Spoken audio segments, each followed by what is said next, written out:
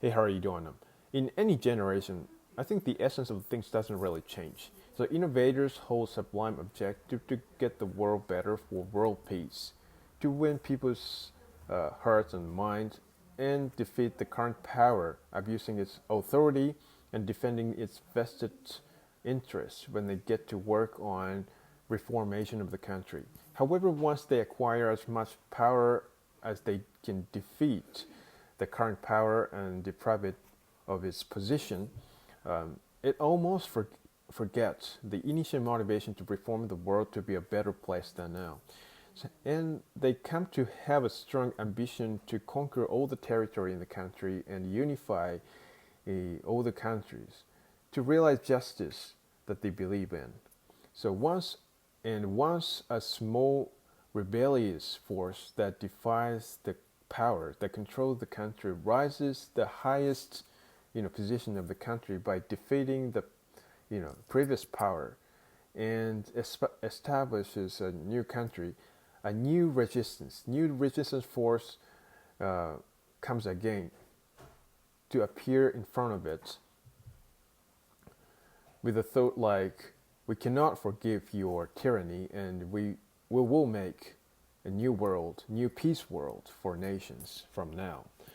And new resistance force defeats the previous power again, and it takes over the position of the previous power in the same way. So the chain of rise of a country and the downfall of the country can be often seen in the history around the world, especially in Romans of three kingdoms in ancient China. Change of mind of kings of each countries in China from the original motivation to get the world better to strong ambition to unify all the territory, all the countries in the process of expanding the territory in China can be significantly seen.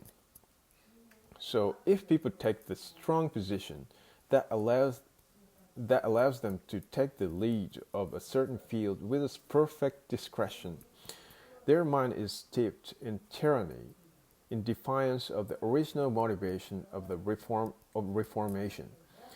More or less, we human beings have this kind of trait in our subconscious mind.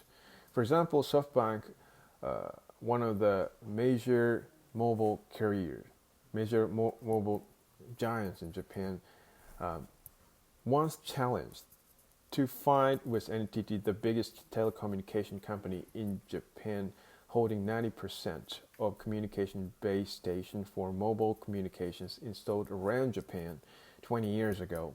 And back then, NTT monopolized the communication line that is used for mobile communication in Japan, and at the time it ruled over the mobile rate system in tyranny. And 80% of Japanese people use Docomo, that is mobile carrier possessed by NTT, although they thought the mobile rate plan of Docomo was really, really expensive then. So SoftBank acquired Vodafone Japan and tried to open a crack in the tyranny by the empire of NTT, as people could use mobile with cheaper price back then. Now for a while after SoftBank made excellent progress in mobile communication industry, the average mobile communication average mobile communication rate went dramatically down. But once SoftBank took its place among oligopoly of Japanese mobile giants, it turned over a new leaf and raised the mobile rate plan gradually, and it didn't lower the price of the mobile communication until the government intervened in the mobile rate plan, remaining really, really expensive then. So in recent years, Rakuten newly established mobile carrier to open a crack in the tyranny by oligopoly of Japanese mobile carrier giants to break to break the structure of telecommunication industry in Japan. But in my prediction, Rakuten also rule over the mobile rate plan in tyranny if it acquires the majority of market share in this industry. So after all, motivation of the initial, motivation of the for reformation is only the excuse to come true ambition. So I think it is obvious, but people's essential way of